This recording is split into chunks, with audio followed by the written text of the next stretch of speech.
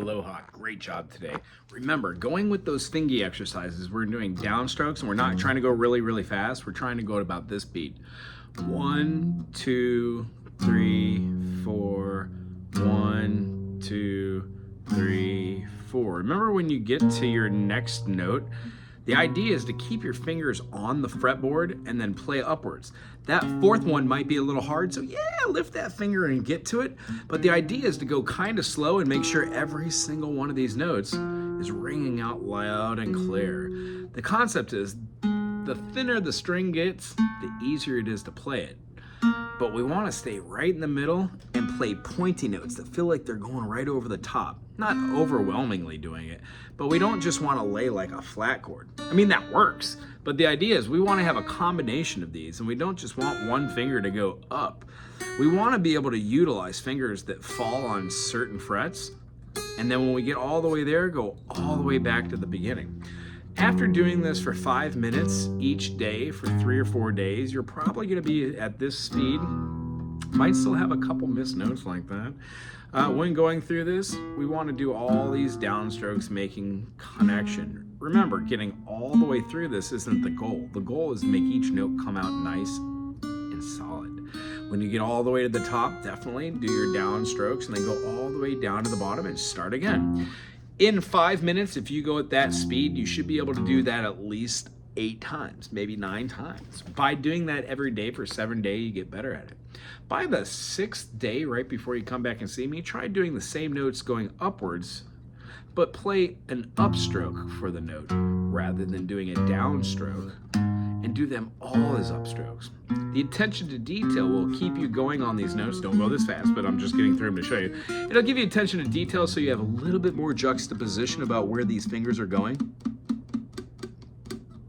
And that's another good exercise to do.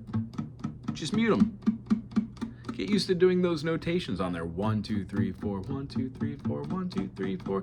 And really, as we talked about, putting time on it really gets us to that point. The next thing that we're showing besides the spider exercises, which is what those are, they get the finger strong, is to take your hand and then play any chord. Today's chord is an A major. If we use the rhythm, we'd play the 1, go up, switch the fingers, and rest on the remainder of the 3 beats in a whole note. And then on the 1 again, play the 1, switch, 2, 3, 4, 1. This is your new chord that you would play on all the 1 beats. But if we were playing it with a 3-finger chord, like the D major or the E major or the G major, these all have 3 fingers which can be swapped. So if we're going to swap these, what happens is we learn the chord as you have the E major. We take 1 finger off while the other hand is rocking out these 3 rests. And on every downbeat rest, you add a finger. Since you're waiting 4 whole beats to go between these 2 notes, that means if you practice these every day and do whole notes, by the time you start doing half notes, your 2 fingers, rather than layering, will start playing together on the 1 and the 3. Hence right here, 3, 4, 1, 2, 3. And then when we go for all quarter notes, all downstrokes, notice how the fingers no longer layer, but they go in one felt swoop. That's the whole purpose of the teeter-totters. It gets right-hand rhythm almost perfect by just going up and down, and then it feels natural because our brain has been programmed to go up and down, so we can hear downstrokes in rhythm, and then down, up are our 8th notes, and 2, and 3, and 4, and doing that twice as fast gives us 16th notes. 1 E and a 2 E and then 32nd notes.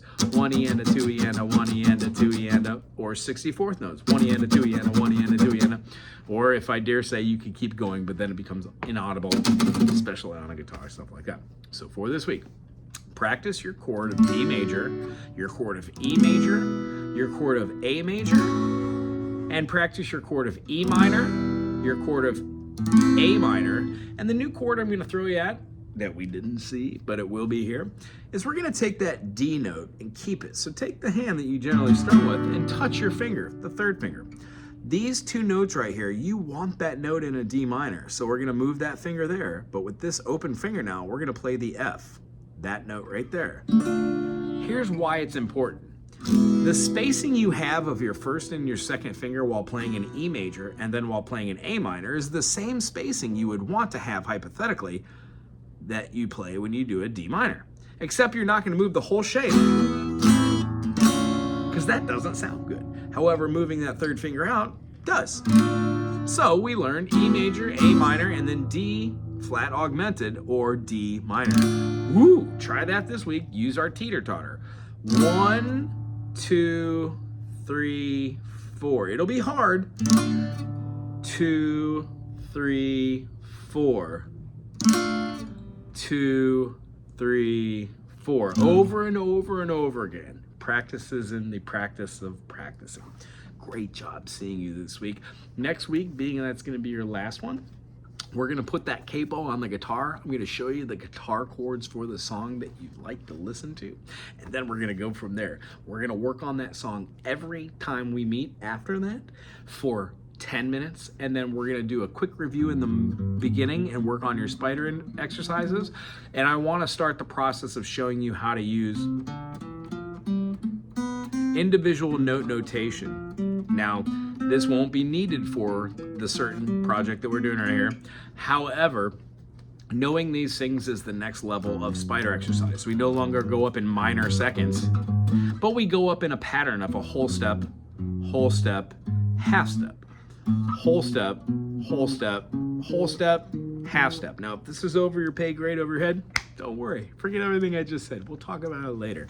But for this week, try and do your E major, E minor, A minor, A major, D major, and D minor. And heck, you can even do your G major, but I want you to see that when we play a G major, the easiest way to do it is to play it at the 3rd fret as a G major and remove the minor note. That then looks like your E minor. E minor, F minor, F sharp minor, G minor. This is the cage system. That's what we're trying to get you clued in on. And all of these roads will always lead to Rome. So just keep following the direction. You'll be good. Aloha.